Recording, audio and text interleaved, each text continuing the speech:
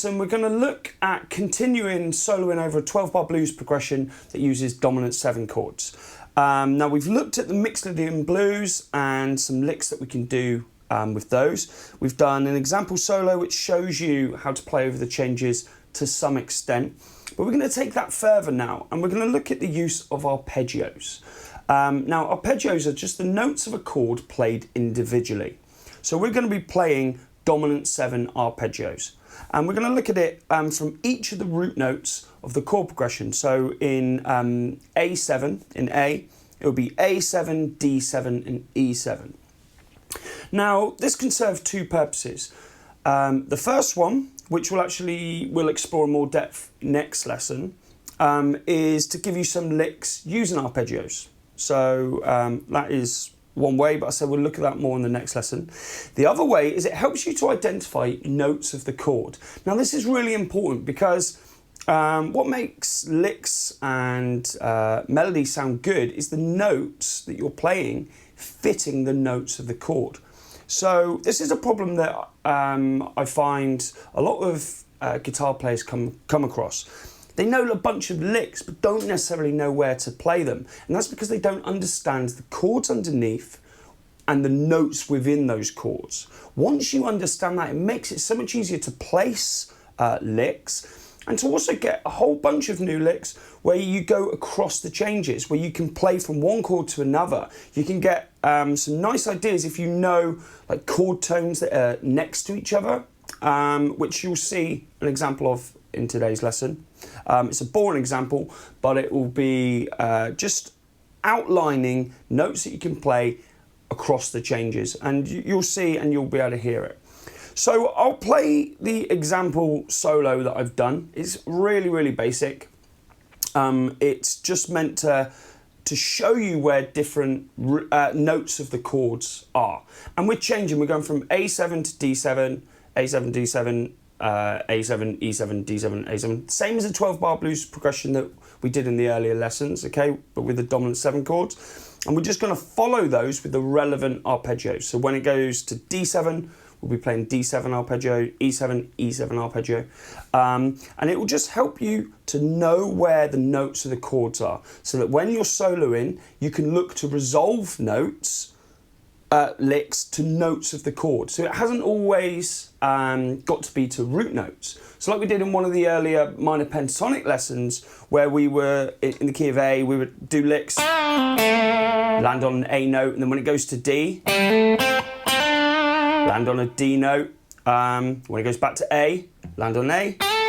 When it goes to E, up to an E note, down to D, etc. Well, you haven't just got to play the root notes. That sounds great.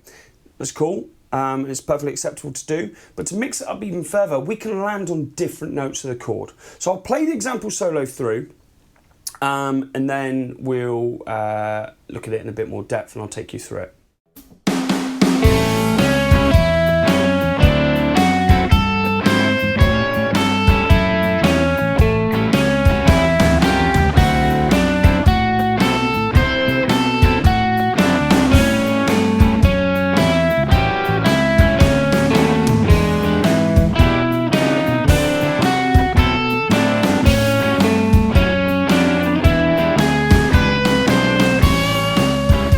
Okay, so the 3 main arpeggio shapes that we're going to use here, the A7,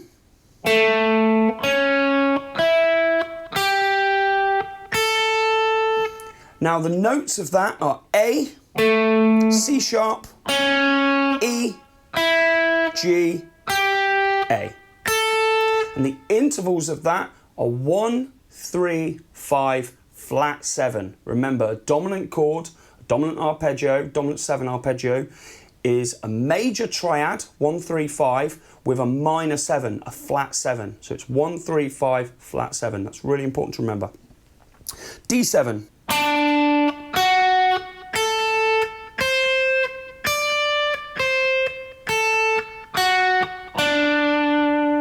And here we're playing the notes D, F sharp, A, C. And again, the intervals of that, because it's a dominant 7 chord, 1, 3, 5, flat 7. Same intervals. That's why we learn them in the numerical way because it can be applied to any key. And then E7, we're just going to do the same shape as that.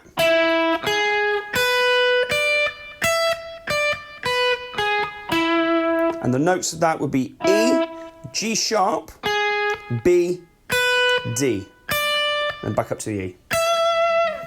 So those are our three main arpeggios that we're going to be using. We will come out of those particular shapes slightly, but they will still be those notes. The important thing is it's 1, 3, 5, flat 7. Those notes from each root note.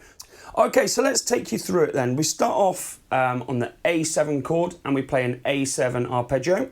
We go 7th fret on the D string. We go 6th fret on the G. 5th fret on the B, and then back to 6th fret on the G. So we actually just run up a major triad there. Now we're going to change to D. Yeah, it goes to D7. So we do one chord of A7, then it changes to the D.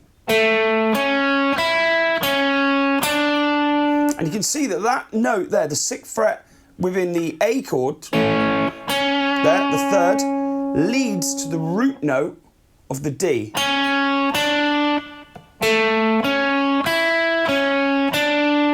So when I play this, even if we haven't got the chords behind it, you should still be able to hear the chord changes. And that is a really important skill for soloing. And that touches upon a huge, huge subject. If you get into more like jazzy things, that can go crazy when you're changing chords 2, 3, 4 times in a bar.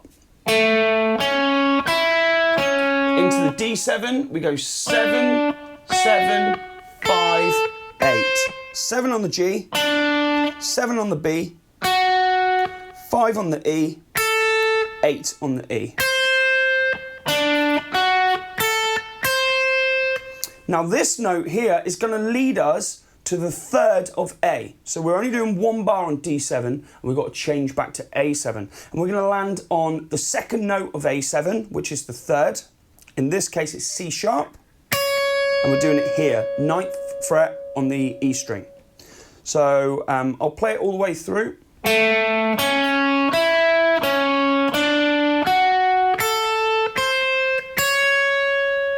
And that takes us back to the A. From there, we're going to come back down. We're going to go from the 9th on the E. We go 5 on the E. We go 5 on the B. 6 on the G. Just come down in A major arpeggio. So there's no flat 7 in that particular bit. We then go to the A note on the 7th fret D string. And then we run up the A7 arpeggio. So we go 7 on the D, 6 on the G, 5 on the B, 8 on the B. So that whole A7 run would go like this.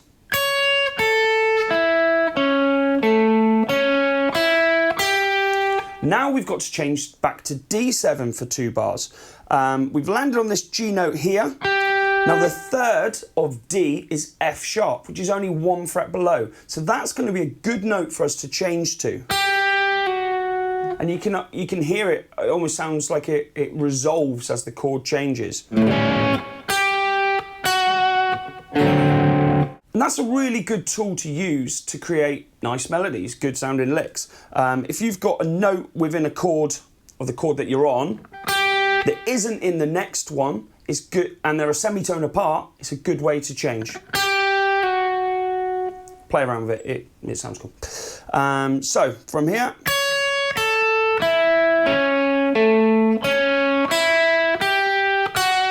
now we're into D7. From here, we're going to play, so 7th fret on the B, 7 on the G, back to 7 on the B, 5 on the E, and then 8 on the E string.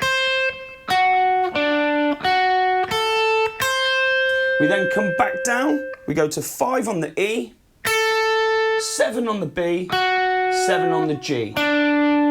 So those 2 bars on D7.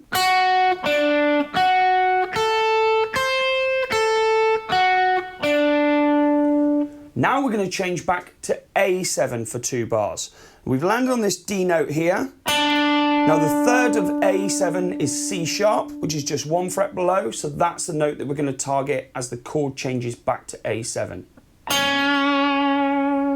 From there we go 7th fret on the D, back to the 6th on the G, 5 on the B, 8 on the B, 5 on the B, 6 on the G, and then back to the root note of A, 7th fret, D string. So those 2 bars on A7.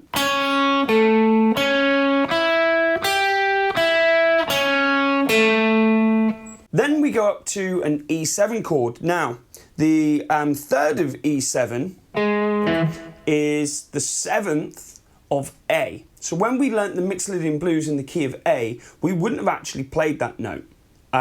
So this is a cool thing to be aware of. You can put that note in when it goes to E7. And actually next week's lesson looks at moving which Mixolydian blues scale that you're playing on each root note. So when we're on the A7, we'll play A Mixolydian blues or A7 licks. When it goes to D7, we'll move to D Mixolydian blues or just D7 licks. And when it goes to the E, same thing, E Mixolydian blues, E7 licks. So for this exercise today, just be aware that this is a new note that you wouldn't have done in the previous stuff.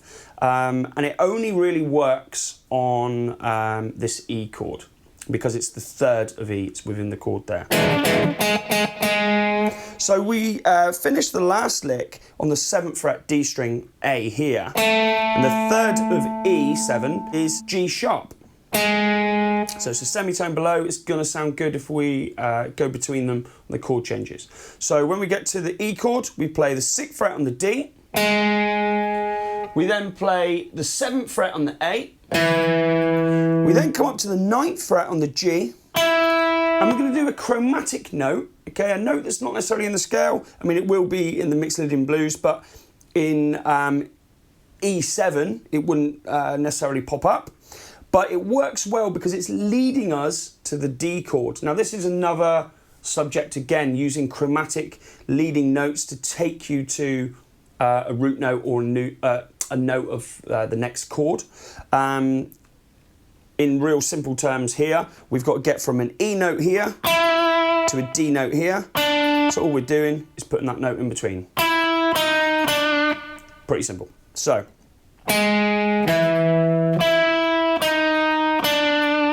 And that leads us into the D chord, because we're only on E7 for 1 bar, remember. Then once we get to D, we go 7th fret on the G, 7th fret on the B, 5th fret on the E, 7th fret on the D. Then the chords change to A7, so we drop down to the 6th. We play 6th fret G string, 7th fret on the D, 6th fret on the G again, 7th on the G. Then it goes up to the E7, and we're going to come up to the E on the 9th fret on the G string. We then move up to the 9th on the B, 7th on the E, and we're putting in another chromatic note here, the 8th fret on the E string, which will lead us to the 3rd of A as the 12-bar progression cycles back round. There. So as we finish on an A chord, you'd end on that note. So that E7 lick.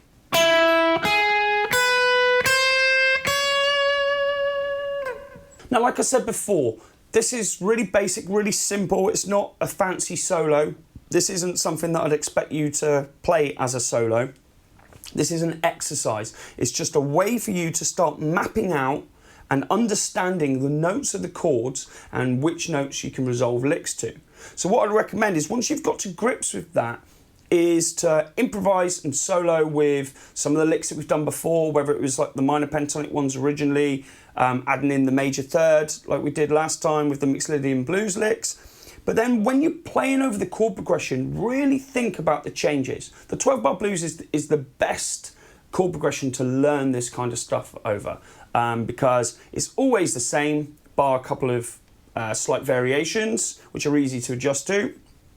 And it's a very familiar sound. You know, if you just picked up you know, a jazz piece like Giant Steps and then tried to play over that, okay, you would get very frustrated very quickly. 12-bar blues progression is a sound that we all recognise. It's been used in millions and millions of songs. It's really easy to practice this method of playing to the chord changes, landing on notes of the chord, not only notes of the root, not only the root notes, and you know, generally understanding what you're playing better.